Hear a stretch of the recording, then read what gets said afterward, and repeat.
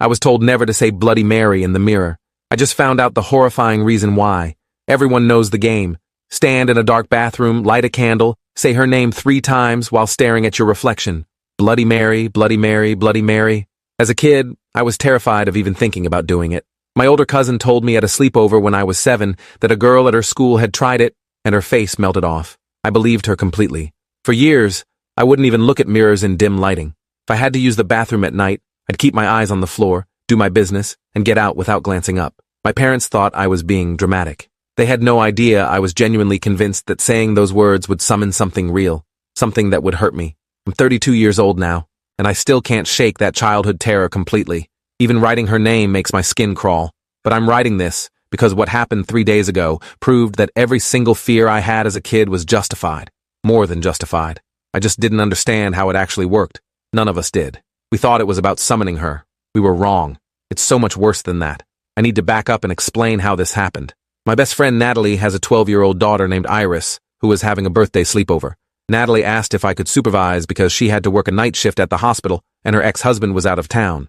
I said yes because I'm Iris's godmother and I actually like hanging out with her. She's a cool kid, smart, funny, not too obsessed with her phone yet. The party was supposed to be 6 girls, but one canceled last minute, so it ended up being 5. Iris and her 4 closest friends from school. They spent the first few hours doing normal sleepover stuff, watching movies, eating pizza, painting their nails in colors that made my eyes hurt. Around 11 p.m., they started getting that specific kind of wound-up energy that happens when kids stay up past their usual bedtime. That's when one of them, a girl named Zoe with braces and glasses, suggested they play Bloody Mary. I was in the kitchen cleaning up pizza boxes when I heard them talking about it. Every cell in my body wanted to march into that living room and shut it down immediately. Tell them absolutely not, that it was dangerous and stupid and they needed to pick a different game. But I stopped myself, because what was I going to say? That I, a 32-year-old adult, was scared of a kid's game?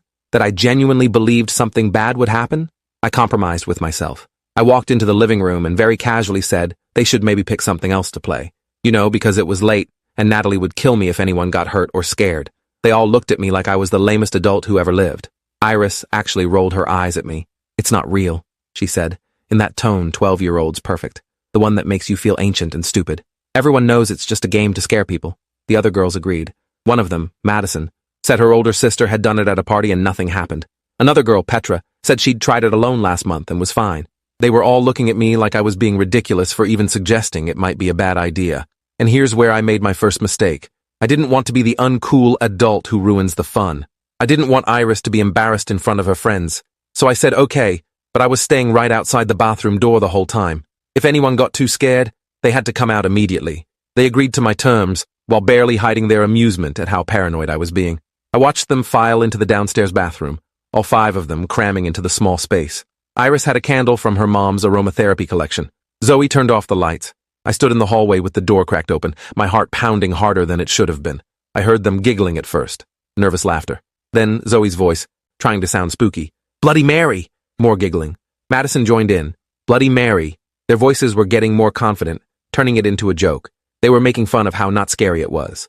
Then all 5 of them said it together, loud enough that I heard it clearly in the hallway. Bloody Mary! Silence. I counted to 10. Waiting for screams or gasps or something. Nothing. More giggling. The light flicked back on and they all came tumbling out, talking over each other about how nothing happened. How it was just a stupid game that only little kids believed in. How I'd been worried over nothing. I felt relieved and slightly foolish. They spent the rest of the night watching another movie before finally crashing around 2 a.m. I stayed up scrolling on my phone in Natalie's living room, checking on them periodically. All 5 girls sleeping peacefully in their sleeping bags. Everything was fine. Completely normal. I went home the next morning feeling silly about how anxious I'd been. Natalie thanked me for watching them and said Iris had a great time. Everything seemed perfect. That was 4 days ago. 3 days ago, Iris started feeling sick. Natalie called me that evening, concerned but not panicked. Said Iris was complaining of a sore throat and had a slight fever. Probably just picked up something at school. I told her to give Iris my love and keep me updated. The next morning, Natalie called again. Her voice was different this time, strained, worried. Iris's fever had spiked to 103 overnight. But that wasn't the concerning part. The concerning part was her face. Natalie said there were these red marks appearing on Iris's skin, like scratches, but not quite.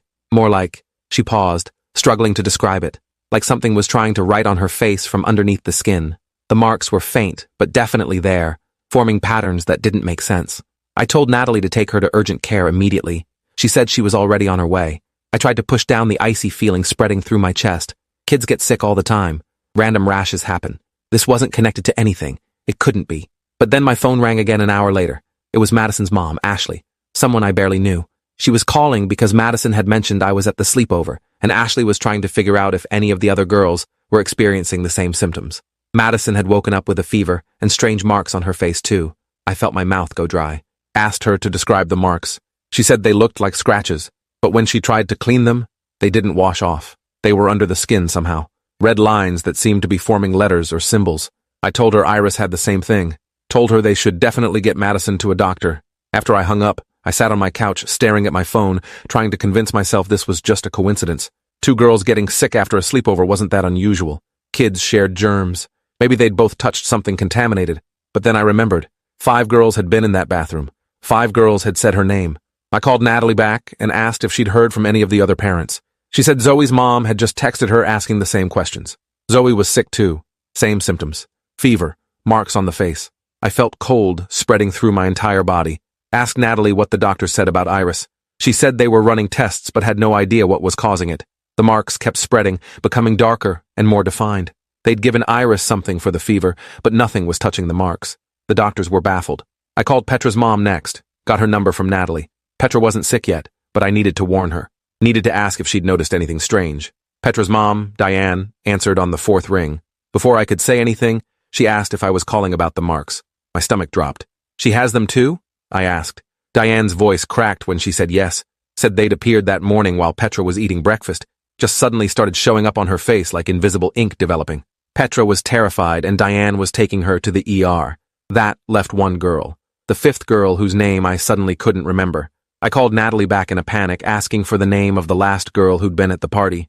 She said it was Kennedy. Gave me her mom's number. I called immediately. Kennedy's mom, Carol, answered sounding harried. If you're calling about whatever bug is going around, Kennedy has it too. We're at the hospital right now. I couldn't breathe. All 5 girls. Every single one who'd been in that bathroom. Every single one who'd said her name. What are the marks? I asked Carol, even though I already knew. They're not marks, Carol said, her voice shaking. They're letters. They're spelling something. The doctors can't explain it. I asked what they were spelling. Carol was quiet for a long moment. Then, Mary. The marks are spelling out the name Mary over and over across her face. I hung up and immediately drove to the hospital where Natalie said they'd taken Iris. I needed to see this myself. Needed to understand what was happening. The ER waiting room was chaos. I found Natalie sitting in a chair, her scrubs wrinkled from wearing them for too long. She looked up when I approached, and I saw the fear in her eyes. It's getting worse, she said. The letters are spreading. They let me see Iris because I was listed as her emergency contact. Nothing prepared me for what I saw. The marks had covered most of her face now. Thin red lines forming letters in a script I didn't recognize at first. It looked old, medieval almost. The letters were raised slightly, like scars, and they were still spreading, moving. I watched in horror as a new line began forming on her forehead while I stood there. Iris was awake but groggy from medication. She looked at me with glazed eyes and said, "She's angry we didn't believe." I felt ice water dump through my veins. "Who's angry?" I asked, even though I knew. "Mary," Iris whispered. "She's angry we thought she was a game." A doctor came in then, a young woman who looked exhausted and confused. She said they'd consulted with dermatology, infectious disease, even brought in a specialist from the university. Nobody had ever seen anything like this. The marks weren't a rash or an allergic reaction. They weren't on the surface of the skin. They were forming from underneath, like something was writing on the inside of their faces and it was showing through. And it was only affecting the 5 girls who'd been at the sleepover. The doctor asked me if I knew what could have caused this, if there was anything unusual that happened at the party. I thought about telling her, about explaining what the girls had done. But what would I say? That they'd played a children's game and now something supernatural was attacking them? She'd think I was insane. I left Iris's room and called the other parents. Arranged for all of them to meet me in the hospital cafeteria. We needed to talk about what was happening. When I saw them all together, I could see the same terror I felt reflected in their faces. These were normal people dealing with something that shouldn't be possible. I explained what the girls had done at the sleepover. Some of the parents already knew. Others looked at me like I was crazy. Ashley, Madison's mom, actually laughed. A short, bitter sound. "You think a kid's game did this? That Bloody Mary is real?" I told them I didn't know what I thought. But 5 girls had said her name, and now 5 girls had the same impossible symptoms. That couldn't be coincidence. Carol, Kennedy's mom, said quietly that she'd done research on her phone while waiting. She'd found stories, urban legends and forum posts from people claiming similar things had happened to them or people they knew. Most were dismissed as creepypasta or creative writing, but some of them had details that matched what was happening to our girls. The marks, the fever, the name writing itself on their skin. And in every story, it got worse. Diane, Petra's mom, asked what happened in the stories. How did it end? Carol looked around at all of us before answering. It didn't end well. The marks kept spreading until they covered the entire body. Then, she trailed off. Then what? Natalie demanded. Carol showed us her phone, an archived forum post from 2011. A woman describing her daughter's experience after playing the game. The marks had started on her face and spread over 3 days until they covered every inch of her skin. On the third night, the post said, the girl started screaming that someone was in the mirror, that Mary was coming through. The post ended abruptly. No follow-up, no resolution, just silence after that final entry. We sat in horrified silence, processing what we'd read. Natalie said it had already been 2 days since the sleepover. If that timeline was accurate, we had less than 24 hours before what? Before something came through the mirror for them? It sounded insane, but their daughters had impossible marks spreading across their bodies. Normal explanations had already failed. Ashley asked if anyone knew how to stop it, if there was a way to reverse what had been done. I thought back to all the Bloody Mary lore I'd heard as a kid, different versions of the legend with different rules. Some said you had to say her name 13 times, others said 3. Some versions said you had to spin in a circle. Others said you had to have your eyes closed. But none of them ever talked about what happened if you successfully summoned her, and none of them explained how to send her back. Zoe's mom, Patricia, who'd been quiet this whole time, suddenly spoke up. My grandmother was from Poland. She used to tell stories about mirror spirits, said there were rituals to trap them, keep them from crossing over. We all turned to look at her. What kind of rituals? Natalie asked. Patricia said she didn't remember all the details. Her grandmother had died when she was young, but she remembered something about salt and breaking the reflection, about destroying the doorway before the spirit could use it. It wasn't much, but it was more than we had. Carol suggested we talk to the girls, see if they remembered anything unusual from when they'd done it, anything that might help us understand what was happening. We went back upstairs to the pediatric ward where they were keeping all 5 girls now. They'd put them in the same room so the medical staff could monitor them together. When we walked in, I immediately knew something had changed. The marks had spread further. They now covered the girls' faces completely and were creeping down their necks. But that wasn't what made me stop breathing. It was the way all 5 girls turned to look at us in perfect unison. Their eyes were different, glazed and unfocused, like they were looking through us at something else. She's coming, they said together in voices that didn't sound quite like their own. Tonight, when the moon rises, she's coming through. The parents rushed to their daughters, trying to break whatever trance they'd fallen into, but the girls just kept staring at nothing, their voices monotone and flat. We called her name, and she answered. We opened the door and invited her through. She's been waiting so long in the dark. Tonight she'll step through and we'll step back. A fair trade. I felt my legs weaken. Asked what they meant by step back. The girls turned to look at me then, all 5 sets of eyes focusing on me at once. Into the mirror, they said. Into the dark where she's been, where we'll be forever. Unless, they stopped, their faces showing the first sign of emotion. Fear. Unless what? Natalie was crying now, holding Iris's hand. Unless someone takes our place, the girls said. Unless someone else goes through instead. Someone who knows. Someone who watched. They were looking at me, all 5 of them staring directly at me. I felt my heart hammering against my ribs. I was the only one who'd been there, the only adult who'd watched them do it, who'd let them play the game even though every instinct told me to stop them. This was my fault, and somehow, they knew it, or she knew it. Mary, using their voices to tell me what had to happen. The doctors came in then, alarmed by the commotion. They checked the girls' vital signs and tried to get them to respond normally, but the girls had gone back to their glazed stare, no longer speaking. The marks continued to spread down their bodies. I pulled the parents back out into the hallway. We needed to make a decision. We needed to do something before tonight when the moon rose, whatever that meant. Ashley suggested we destroy all the mirrors in their rooms. If Mary needed a mirror to come through, we'd eliminate that possibility. But Patricia shook her head, said her grandmother's stories mentioned that the spirit could use any reflective surface once the door was opened. Windows, phone screens, even water could become a gateway. We couldn't eliminate every possible reflection. Carol said we should try the salt and breaking the reflection thing Patricia had mentioned. It was the only plan we had. We rushed to get supplies. Salt from the hospital cafeteria. Hammers borrowed from maintenance. We were going to break every mirror in that room and line the doorways with salt. The medical staff thought we'd lost our minds, tried to stop us. But when we showed them what was happening to the girls, the way the marks were moving and spreading on their own, they backed off. Let us do whatever we needed to do. We covered every reflective surface we could find, put sheets over the windows, powered down their phones and tablets, brought in a maintenance worker who removed the bathroom mirror entirely. We poured salt lines across the doorway and around each girl's bed. Ancient protection against evil, even if we weren't sure it would work. As we worked, I couldn't shake the feeling that we were missing something, that this wasn't enough. The sun was setting outside. The girls had said she was coming when the moon rose. We were running out of time. I found myself standing by Iris's bed, looking down at this child I'd known since she was born. The marks covered her entire face now, spelling out Mary over and over in that strange script. Her eyes were closed, but I could see her eyeballs moving rapidly beneath the lids, dreaming or seeing something we couldn't see. Natalie stood beside me, looking destroyed. "I should have listened to you," she said quietly. "When you said they shouldn't play, I should have backed you up." I told her this wasn't her fault, but we both knew I was lying. It was my fault. I'd been there, I'd let it happen. And now, 5 children were paying the price for my cowardice, for not wanting to seem like the uncool adult who believed in scary stories. The moon rose at 8:37 p.m. I know because I was watching the clock, counting down to whatever was going to happen. The moment moonlight touched the windows, even covered as they were, something changed in the room. The temperature dropped so suddenly I could see my breath, and all 5 girls opened their eyes at once. They sat up in their beds, moving in perfect synchronization. The marks on their skin were glowing faintly now, pulsing with their own light. "She's here," they said in unison. "The door is opening." I looked around frantically for any reflective surface we might have missed, but there was nothing. We'd covered everything. So how was she coming through? Then I saw it. The IV bags hanging beside each bed. Clear plastic filled with fluid, each one reflecting the room in miniature. 5 tiny mirrors we'd forgotten about. "The IV bags!" I shouted. "Take them down!" The nurses rushed forward, but they were too late. The fluid in each bag began to ripple and move on its own, and in the reflection, I could see something that wasn't in the room with us. A figure, tall and thin, with long, dark hair covering its face, standing behind each girl, reaching out with hands that were too pale, fingers that were too long. The girls started screaming. Real screams now, not the monotone voice from before.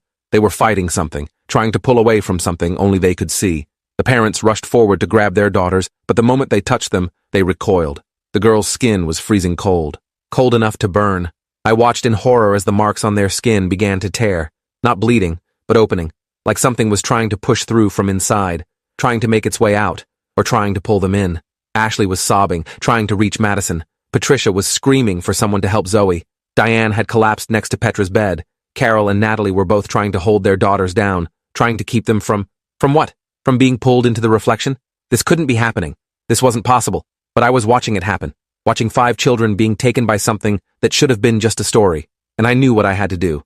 I knew what the girls had told me earlier. Someone who knows, someone who watched, someone had to take their place. I pushed past the parents and medical staff, walked to the center of the room where I could see my reflection in all 5 IV bags at once, saw that figure standing behind each girl, reaching for them with those 2 long fingers. "Stop," I said, my voice shaking. "Take me instead." The room went silent. The girls stopped screaming. Everything froze like someone had hit pause on reality. The figure in the reflections turned, all 5 of them turning to look at me, and I saw her face, or where her face should have been. There was nothing but long, dark hair and darkness behind it, emptiness where features should exist. "I was there," I said. "I let them play. I didn't stop them even though I knew. If someone needs to pay the price, it should be me." The figure in the reflections tilted her head, considering. Then slowly, one of the reflections spoke. The voice came from everywhere and nowhere, echoing in my head more than my ears. "You opened no door, spoke no name, made no invitation. But I'm responsible," I insisted. "I'm offering myself. Let them go." There was a long, horrible pause. Then, "Very well. A trade. Your sight for their freedom." I didn't understand what she meant at first. Then my eyes started burning. I fell to my knees, pressing my hands against my face. It felt like someone was pouring acid directly onto my eyeballs. I heard the parents screaming my name, but I couldn't respond, couldn't do anything but endure the pain. When it finally stopped, I opened my eyes, or tried to. Everything was dark. Not the darkness of a room with no lights, the darkness of nothing. Absolute blackness. "I can't see," I said, my voice breaking. "What did you do to me?" Natalie's hands were on my shoulders. "Your eyes," she gasped. There's nothing there, just empty sockets." I felt my face with trembling hands. Where my eyes should have been, there was just smooth skin, like my eyes had never existed at all, but I could still feel them somehow, still feel them moving in sockets that were no longer there. "The girls," I managed to ask, "are they okay?" Natalie said yes. The marks were fading. The girls were waking up, confused but alive. Normal. I'd saved them. But the price was higher than I'd understood. Natalie helped me to a chair. A doctor came to examine me, his voice filled with shock and confusion at what shouldn't be medically possible. My eyes hadn't been removed. They'd been erased, like they'd never existed. He kept saying it wasn't possible, even as he stared at the evidence. But that was 3 days ago. "I'm home now," typing this on my computer with text-to-speech software that I'm still learning to use. My fingers find the keys through muscle memory and a lot of mistakes that I have to correct. The girls are all fine, completely recovered. The marks disappeared within hours after the trade. They remember nothing about what happened in the hospital. They think they just got food poisoning or something at the sleepover. Their parents know better but have decided not to tell them, to let them forget and move on. I don't get to forget. I live in permanent darkness now. But it's not the worst part. The worst part is what I see in the darkness, because I do see something. Not with my missing eyes, but with whatever sense she left me with. I see reflections, all the time, constantly. Every mirror in the world shows itself to me in the dark, and in every single one, I see her, standing, watching, waiting. She's in my bathroom mirror right now as I type this. I know because I can sense her presence, can feel her attention on me. I'll never escape her, never stop seeing her in every reflection that exists. That was the trade, my sight for their freedom. But she didn't take my sight away. She changed what I see. Now I see only her, forever. What I didn't tell anyone at the hospital, what I couldn't bring myself to admit, even to Natalie, was that in those final seconds before my eyes were taken, I saw something else in the reflections. Behind Mary's figure, deeper in the darkness of the mirror world, there were others, dozens of them, maybe hundreds, all standing in rows, perfectly still, staring out. I recognized some of their faces from missing person posters I'd seen over the years. Children and teenagers who'd vanished without explanation, and they all had the same marks covering their bodies, the same letters spelling Mary over and over across their skin. They were the ones who'd said her name and been taken, the ones who'd opened the door and been pulled through with no one to trade for them, no one to take their place. They're still there, trapped in that space between reflections, and I can see them now in every mirror. I see Mary at the front, but behind her stretches an endless crowd of the lost. Sometimes they move, shift positions, turn to look at each other with dead, empty eyes. But mostly they just stand there, waiting. For what? I don't know. Maybe waiting for Mary to collect enough souls to do whatever she's trying to do. Maybe just waiting because that's all there is left for them. The night after I got home from the hospital, I heard my phone buzz with a text. I couldn't read it, obviously, but I have it set to read texts aloud. It was from an unknown number. The automated voice read, "Thank you for the trade, but the door stays open. They said my name. The debt must be paid, one way or another." I had Natalie come over and look at my phone. She confirmed the message was there. No idea who sent it or how they got my number. We tried calling it back, but got a disconnected number message. I deleted it, but the next morning there was another one. Same number. This time it said, 5 doors opened, only 1 closed, 4 remain. I felt my blood run cold. I had Natalie call all the parents immediately, check on the girls, make sure they were still okay. Everyone reported their daughters were fine, normal, healthy, no signs of the marks returning, but that message suggested otherwise. Suggested that whatever deal I'd made hadn't been complete. That I'd only saved one of them, not all 5. But which one? And how would we know until it was too late? Over the next week, I got a message every night at exactly 3:13 a.m. Always the same unknown number. Always cryptic warnings that made my stomach turn. The marked ones belonged to the mirror. Reflection debt cannot be undone. They spoke the words. They opened the way. The way stays open. I couldn't sleep anymore. Partly because of the messages, but mostly because of what I experienced during the day. Without physical sight, I'd started developing other senses. I could feel when someone was looking at a mirror near me, could sense when a reflection was being formed, and each time it happened, I could feel her attention shift slightly, feel her awareness spreading across all the mirrors in the world, watching through every reflective surface. She was everywhere, always watching, always waiting, and the messages suggested she wasn't done with those 5 girls, that somehow, despite everything, they were still connected to her, still marked in a way I couldn't see but she could. I called a meeting with all the parents again, told them about the messages, showed them the pattern. They were terrified but didn't know what to do. The girls were fine. Medical tests showed nothing wrong. The marks were completely gone. What were we supposed to do? Tell them they might still be in danger from something we couldn't see or prove. Ashley suggested we take the girls back to Patricia's grandmother's hometown in Poland, find people who knew the old stories, learn if there was a way to truly close the doors that had been opened. But Diane pointed out that would require explaining to the girls what had really happened, telling them about the game and the marks and the trade I'd made. Carol said maybe that was necessary. Maybe they needed to know so they could protect themselves. But Natalie disagreed strongly, said the girls were traumatized enough even without remembering, that forcing them to understand would only make things worse. We couldn't agree on anything. Everyone was scared and desperate and angry, at me for letting them play, at themselves for not being there, at Mary for being real when she should have been just a story. That night, I got another message, but this one was different, longer, more detailed. The one called Iris still dreams of the mirror. The one called Madison avoids reflections. The one called Zoe sees me in every window. The one called Petra feels cold when she looks at her phone screen. The one called Kennedy hears my voice when she's alone. They try to forget, but the mark is permanent. The door is open in each of them. I will come through when the time is right. I immediately called Natalie, told her to go check on Iris, right now. She said Iris was asleep, but I insisted. Something in my voice made her listen. She went to Iris's room and called me back 2 minutes later, her voice shaking. Iris was standing in front of her bedroom mirror in the dark, eyes open but not seeing, staring at her reflection with an expression Natalie described as wrong. When Natalie tried to move her away from the mirror, Iris's skin was cold to the touch, ice cold, like it had been in the hospital. Natalie shook her awake, and Iris seemed confused about why she was out of bed. Said she didn't remember getting up, didn't remember standing in front of the mirror, but her feet were bleeding slightly, like she'd been standing there for a long time. I had Natalie call all the other parents immediately, have them check on their daughters, right now. Every single one reported the same thing. Their daughters were standing in front of mirrors in their rooms, eyes open but not aware, skin cold, feet bleeding. When woken, none of them remembered getting up. They'd all been sleeping, and then suddenly they were at the mirror with no memory of how they got there. We realized then that my trade hadn't saved them. It had only delayed things. The doors were still open inside each girl. Mary was still connected to them, still pulling them toward the mirrors, and eventually she would pull them through. I'd given up my sight for nothing. The girls were still marked, still doomed, still hers. The only difference was, now I could see her coming for them across every reflection in the world, and there was nothing I could do to stop it. Patricia said she'd contacted a cousin in Poland who remembered some of her grandmother's stories.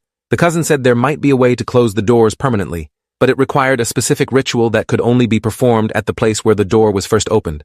We'd have to go back to Natalie's house, back to that bathroom where the girls had played the game, and we'd have to do it during a new moon, when the barrier between worlds was thinnest, but also when Mary's power was weakest. The next new moon was in 3 days. We started preparing immediately. Patricia's cousin sent detailed instructions for the ritual.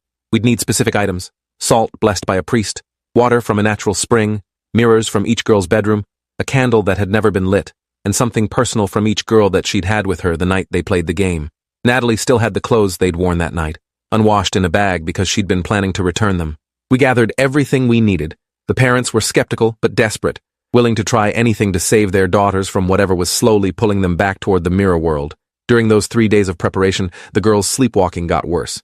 They'd wake up in front of mirrors multiple times per night, started talking in their sleep, saying things in voices that weren't quite their own. The marks hadn't returned to their skin, but they were there in other ways. Iris drew pictures of a woman with long, dark hair in art class. Madison started wearing her hair over her face, hiding behind it. Zoe developed a fear of windows. Petra refused to use her phone anymore. Kennedy stopped looking at her own reflection, keeping her eyes down whenever she passed a mirror. They were changing, becoming more like her. Or she was becoming more present in them. The night of the new moon arrived. We met at Natalie's house after dark, all 5 girls and their parents, me with my missing eyes, guided by Natalie's hand on my arm. We gathered in that bathroom where it had all started. The space was too small for all of us, but we made it work. Patricia had the instructions from her cousin. We arranged the mirrors from each girl's bedroom in a circle on the floor, placed the blessed salt in lines connecting them, put the spring water in a bowl at the center. The candle that had never been lit sat beside it. The ritual was complex. Each girl had to stand in front of her own mirror and speak specific words in a language none of us recognized. Patricia had written them out phonetically. Then they had to look at their reflections and see Mary standing behind them, which they all claimed they could. They had to acknowledge her presence and then deny her claim on them, revoke the invitation they'd unknowingly made. It sounded too simple to work, but we had no other options. The girls began speaking the words, their voices shaky and uncertain. I couldn't see what was happening, but I could feel it. The temperature in the bathroom dropped even further. I sensed something gathering, a presence pressing against reality, trying to push through. The girls' voices grew louder, more confident. They were reciting the words in unison now, and I realized with horror that they weren't reading anymore. They knew the words, like something was feeding them the language directly. "She's here," Iris said in that wrong voice. "She's angry. Keep going," Patricia urged. "Say the denial. Tell her she has no claim." But before the girls could speak the words of denial, every mirror in the circle shattered simultaneously. The sound was deafening in the small space. Parents screamed. I heard glass hitting the floor, the walls, felt pieces hitting my legs, and then silence. Total silence. Even the sound of breathing seemed muffled. "Is everyone okay?" Natalie asked, her voice sounding distant and strange. Parents checked their daughters. Everyone seemed physically fine. No cuts despite all the shattered glass. But something felt wrong. The air was thick and cold and still, like we were underwater. I reached out with my other senses, trying to feel what was happening. And that's when I realized. The mirrors hadn't just shattered, they'd opened. All 5 of them. We'd made it worse. The ritual wasn't meant to close the doors. It was meant to tear them open completely. Patricia's cousin hadn't been trying to help us.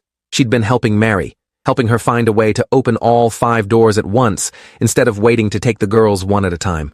I tried to shout a warning, but my voice wouldn't work. None of our voices would. I felt something moving in the darkness of the bathroom. 5 somethings, reaching through the spaces where the mirrors had been. Reaching for the girls. Parents tried to grab their daughters but found they couldn't move. We were all frozen in place, able to breathe and think but not act. I felt hands on my shoulders, cold hands that shouldn't exist. And then, Mary's voice, clear as anything, speaking directly into my mind.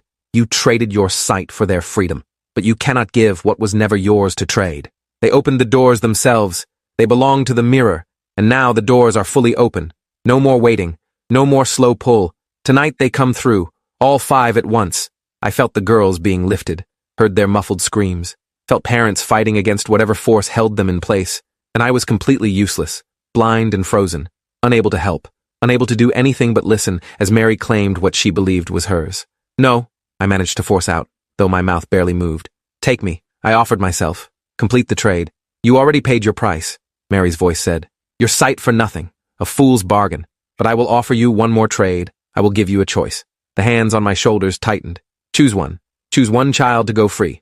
The other 4 come with me. Or refuse to choose, and I take all 5. Decide now. The cruelty of it hit me like a physical blow. Choose one child to condemn the others. Choose who deserved to live and who deserved to be trapped in the mirror world forever. Or refuse and let all of them be taken. There was no good choice. No right answer. Just impossible decisions and suffering no matter what. The parents must have heard it too, because I heard Carol sob and Ashley whisper, please no. But they couldn't speak, couldn't move. Only I could answer. Only I could choose. I won't, I said. I won't choose. You can't make me play your game. Then they all come through, Mary said, and I felt the girls being pulled harder, felt them starting to slip through the spaces where the mirrors had been, into the cold, dark world on the other side. And I made a decision I'll regret for the rest of my life. Wait, I shouted. I choose. Silence. Even the pulling stopped. Choose, Mary commanded. And I said a name. I won't write which one. I can't. But I chose. I picked one child to save and condemned 4 others. The worst thing I've ever done. The worst thing I'll ever do. The chosen girl dropped to the floor, released. The other 4 were pulled through the broken mirrors in an instant. Gone. Their parents collapsed, finally able to move, screaming their daughters' names. The bathroom erupted in chaos. Natalie was crying, holding Iris, who was the one I'd chosen. The other 4 parents were destroying what was left of the mirrors, trying to find a way through, trying to follow their daughters. But there was nothing. Just broken glass and empty space. The doors had closed after Mary got what she wanted. 4 souls for the mirror world. 1 survivor to live with the guilt. I sank to my knees on the glass-covered floor, feeling it cut into my skin but not caring. I'd just killed 4 children, sentenced them to an eternity trapped behind mirrors, all because I'd chosen to save one. All because I'd been too weak to let them all go, or too selfish to refuse Mary's game. I'll never know if I made the right choice. There was no right choice. Only terrible options and impossible decisions. That was 2 weeks ago. Iris is in therapy now. She remembers everything. Remembers standing in the circle of mirrors. Remembers being pulled toward the darkness. Remembers being released while her friends were taken. She knows I chose her. Knows 4 other girls are gone because I said her name instead of theirs. She won't speak to me. Won't look at me even though I can't look back. Natalie says Iris has nightmares every night. Sees her friends in mirrors, standing behind Mary, staring out with empty eyes. The other parents won't talk to me. Ashley sent me a message saying she hopes I rot in hell for choosing. That I had no right to decide her daughter was less important than Natalie's. Carol just sent 3 words. Madison was chosen. Patricia hasn't contacted me at all. Neither has Diane. I don't blame them. I blame myself. Every day, every hour. I made the choice Mary wanted me to make. I played her game and she won. 4 girls are gone. 4 families are destroyed. 1 girl survived but is traumatized beyond measure. And I'm left in the darkness, seeing Mary and her new prisoners in every reflection, knowing I put them there, knowing I chose this outcome. The messages still come every night at 3:13 a.m., but now they're different. Now they're from the girls. I know it's them because the automated voice reads their names before the message. Madison, I'm so cold. Why am I here? Why didn't you choose me? Zoe, I can see you. I can see you in every mirror. I watch you and I hate you. Petra, my parents cry every day. You did this to them. You took me from them. Kennedy, I thought you were supposed to protect us. You were the adult. You were supposed to save us. 4 messages every night. 4 reminders of what I've done. 4 voices crying out from the darkness behind every mirror in the world. And I can see them there, standing with Mary, covered in those marks spelling her name over and over, trapped forever because I chose wrong, or chose right. I don't even know anymore. Iris is alive. That's something. That's everything to Natalie. But it's nothing to Ashley and Carol and Patricia and Diane. To them, I'm a murderer. And maybe they're right. Maybe that's what I am. Someone who killed 4 children to save one. Someone who played Mary's game and let her win. I'm writing this as a warning, but also as a confession. If you say her name, you invite her in. But you already knew that. What you didn't know is that she doesn't just take you. She makes you choose. She makes you hurt people. She makes you become the monster. She made me choose which child deserved to live and which 4 deserved eternal darkness. And I made that choice. I'll never forgive myself for it. But here's the real warning. The thing that keeps me awake. Iris keeps drawing pictures of mirrors in her therapy sessions. Keeps talking about how she can still feel the pull. How sometimes she wakes up standing in front of the bathroom mirror with no memory of how she got there. The marks haven't returned to her skin. But she describes dreams where Mary tells her the debt isn't paid. Where Mary says she only loaned Iris back to the world. Where Mary promises she'll collect eventually. Because doors opened by children can't be fully closed. Because my choice only delayed Iris's fate, not prevented it. Because Mary always gets what she's owed. And Iris, like the 4 others, owes her everything. Check your mirrors tonight. Look carefully. You might see 4 new faces standing with Mary in the darkness. 4 girls who played a game and paid the price. 4 souls I condemned by choosing to save one. They're waiting there, watching through every reflection, waiting for Mary to open another door, waiting for another group of children to say her name and start the cycle again. And when that happens, maybe one of those children will see the 4 girls standing behind Mary and realize this isn't a game. This is real. This is forever. But by then it will be too late. The words will have been spoken. The door will be open. And Mary will make someone else choose. Make someone else destroy lives and live with the guilt. Don't say her name. Don't play the game. Don't look in mirrors at 3:13 a.m. Because she's waiting. She's always waiting. And now she has 4 more souls to use as bait. 4 more faces to lure children into thinking it's all just a game. Until it's too late. Until they're standing in the bathroom wondering which of their friends will be chosen. Which of them will survive. Which of them will be trapped forever. Don't be that person. Don't let it be your choice. Don't say her name. Appreciate you watching this far. If you enjoyed it, drop a like, leave a comment, and subscribe so you won't miss the next story.